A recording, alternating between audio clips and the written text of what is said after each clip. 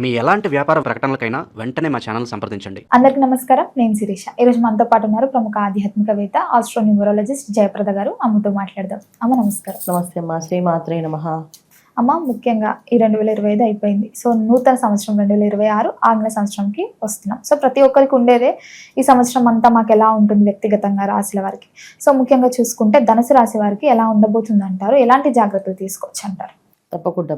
ఈ ఆంగ్ల నూతన సంవత్సరంలో గ్రహస్థితి గ్రహ మార్పులు అయితే ఏంటంటే ప్రస్తుతానికి మనకి గత సంవత్సరం నుంచి ఏమైతే ఉన్నాయో ప్రస్తుతం అలాగే ఉన్నాయి. రేపు ఉగాది వరకు ఇలాగే ఉంటుంది.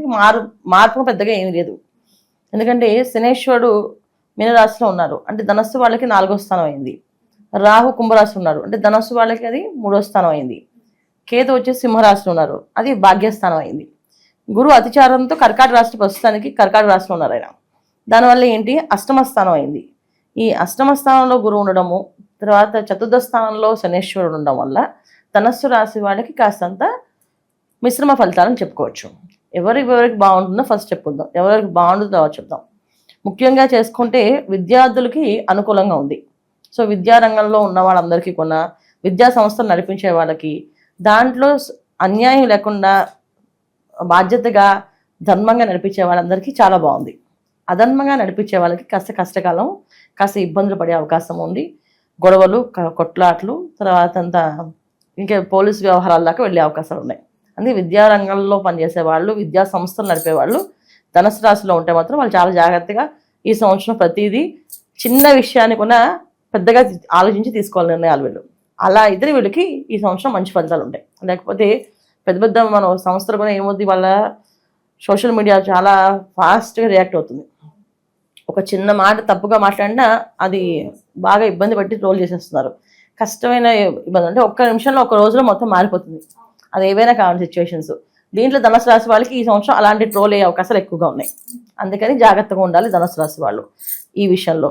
ఇంకొక విషయం ఏంటంటే, ఎవరైతే వ్యాపారాలు తర్వాత ఉద్యోగాలు చేస్తున్నారో, ఉద్యోగాలు చేసేవాళ్ళు ఉన్న ఉద్యోగాలు అలా ఉంచుకుంటూ వెళ్ళడం మంచిది. కొత్త ఉద్యోగాలు ప్రయత్నం చేయడం కానీ, ఒక్కొక్కసారి అనిపిస్తుంది 3వ స్థానంలో రాహు కదా, సాధిస్తాము, పట్టుదల, పౌరుషము అన్నీ వస్తాయి ఖచ్చితంగా, మేము సాధించేస్తాం, మా వల్ల అవుతుంది, ఖచ్చితంగా అయిపోతాం అనుకుంటారు. కానీ ఈ రాహు ఒక శని, అంతే వీళ్ళకి అర్ధాష్టమ శని కూడా ఉన్నారు. శని రాహు అంటే ఇద్దరు ఒకే రకమైన ఫలితాలు ఇస్తుంటారు ఒక్కొక్కసారి. అప్పుడు ఏమవుతుందంటే వీళ్ళకి జాతకంలో, పర్సనల్ జాతకంలో రాహు యోగించకపోతే 3వ స్థానంలో రాహు, తర్వాత శనేశ్వరుడు ఇద్దరు ఉండడం వల్ల ఫలితాలు ఎలా ఉంటే ఓవర్ కాన్ఫిడెన్స్గా వెళ్ళి ఇబ్బంది పడే అవకాశం ఎక్కువగా ఉంటుంది. చాలా కాలం ఉద్యోగం లేకుండా ఉండాల్సిన పరిస్థితి కూడా ఉండే అవకాశం ఉంటుంది. అందుకని ఉద్యోగస్తులు ఎవరైనా సరే కొత్త ఉద్యోగాల కోసం ప్రయత్నాలు చేయకుండా ఉన్న ఉద్యోగాన్ని జాగ్రత్తగా నిలబెట్టుకుంటే బ్రహ్మాండంగా సాధించే అవకాశం ఉంది. కొత్త వ్యాపారాలు చేసే వాళ్ళు కాస్త ఆలోచించి వ్యాపారం ప్రారంభం చేయండి. పర్సనల్ జాతకాలు చూసుకొని జాతకంలో యోగం ఉందా లేదా, ఈ సంవత్సరం అసలు వ్యాపారం మొదలు పెట్టచ్చా పెట్టకూడదా, గోచార విషయంగా మనం తీసుకుంటే ఫలితం చాలా తక్కువగా ఉంది. వ్యాపారంలో అభివృద్ధి అనేది ఫలితం తక్కువ ఉంది. కానీ పర్సనల్ జాతకంలో ఒకవేళ యోగం బాగుంటే ప్రారంభం చేసుకోవచ్చు. ఇలా మనం ఒకటి అంటే వీళ్ళు ప్రతి ఒక్క విషయంలో, ప్రతి ఒక్క స్టెప్లో అడుగు ఆలోచించి వేస్తూ ఉంటేనే అన్ని అనుకూలంగా ఉంటాయి. లేకపోతే ఏ ఒక్క అడుగు తప్పుపడినా లైఫ్ స్పాయిల్, కాస్త డిస్టర్బ్ అయిపోతుంది, లైఫ్ అంతా కూడా స్పాయిల్ అయ్యే అవకాశం ఉంది. అందుకని ఈ సంవత్సరం వీళ్ళు జాగ్రత్తగా నిర్ణయాలు తీసుకోవాలి. ముఖ్యంగా ఏ విషయాల్లో అంటే ప్రొఫెషనల్ రంగాల్లో ఉన్న వాళ్ళు చాలా జాగ్రత్తగా ఉండాలి. ఈ ప్రొఫెషనల్స్కి బాగా ఇబ్బంది పడే ఉంది. అడ్వకేట్స్ కానీ, డాక్టర్స్ కానీ, ఒక చిన్న మిస్టేక్ డాక్టర్ ఏదైనా చేస్తే ఆ హాస్పిటల్, ఆ సంస్థ మూసేసేంత అవకాశం వచ్చే అవకాశం ఉంటుంది. అందుకని చాలా జాగ్రత్తగా ప్రొఫెషనల్స్ మాత్రం ఉండాలి. అలా అడ్వకేట్స్ అయినా, ఎవరైతే యాక్టర్స్, వీళ్ళు ఏదో చిన్న మాట మాట్లాడితే దానివల్ల పెద్ద ట్రోల్ అయిపోయి వీళ్ళు మొత్తానికి వాళ్ళు బ్యాన్ చేసే అవకాశం కూడా ఉండే అవకాశం ఉంటుంది. ఇలా ప్రతిదీ తీసుకుంటే ప్రొఫెషనల్ రంగంలో ఉన్న వాళ్ళందరికీ ఉన్న ధనుసు రాశి వాళ్ళు చాలా చాలా జాగ్రత్తగా తీసుకోవాలి, అంటే చూసుకోవాలి, జాతకాన్ని చూసుకొని ముందుకెళ్ళాలి. ఇది మనకి ధనుసు రాశి వాళ్ళకు ఉన్న ఫలితాలు. అంటే ఈ సంవత్సరం మన ధనుసు రాశి వాళ్ళకి బాగుందా బాగాలేదా అని అనుకుంటే మిశ్రమ ఫలితాలే కనిపిస్తున్నాయి. ఇప్పుడు ఏదున్నా ఉన్నది ఉన్నట్టు చెప్పాలి కదా, బాగుంది, బ్రహ్మాండంగా ఉంది, మీరు దూకేయంటే కుదరదు, రేపు రోజు వాళ్ళు ఇబ్బంది పడతారు. అందుకని ఆలోచించి అడుగులు వేయడం వల్ల వీళ్ళకి అన్ని అనుకూలంగా మారే అవకాశం ఉంటుంది. ఎందుకంటే అష్టమ స్థానంలో గురువు ఉండడం వల్ల అనారోగ్య సమస్యలు కానీ, ఆరోగ్య సమస్యలు కానీ ఇబ్బంది వచ్చే అవకాశం ఉంది. ఎప్పుడో కడుపులో కొంతమందికి ప్రాబ్లమ్స్ ఉంటుంది, అది బయటపడదు. ఈ సంవత్సరం బయటపడే అవకాశం ఉంది.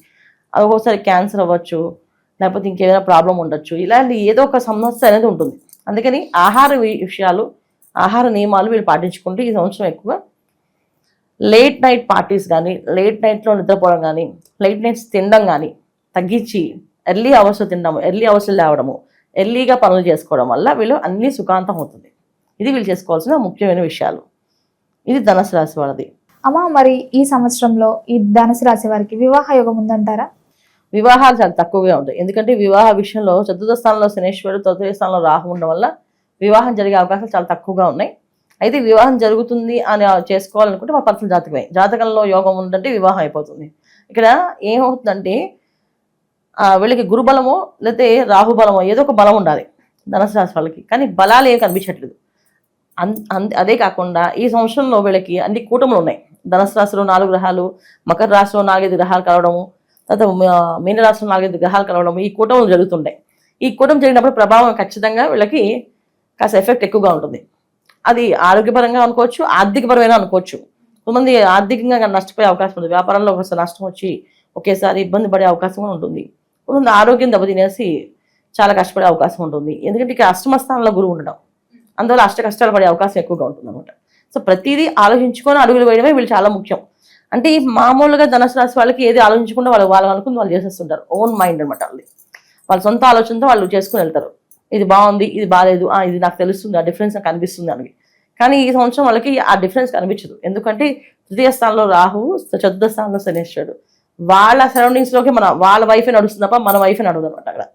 సో ఖచ్చితంగా వాళ్ళు అనుకున్నది జరుగుతుంటుంది అక్కడ. అందుకని ఏంటంటే ఎక్కువ భగవంతుని నామస్మరణతో వీళ్ళు అడుగులు వేస్తే 100% సక్సెస్ అవుతారు. లేకపోతే కష్టపడాలి.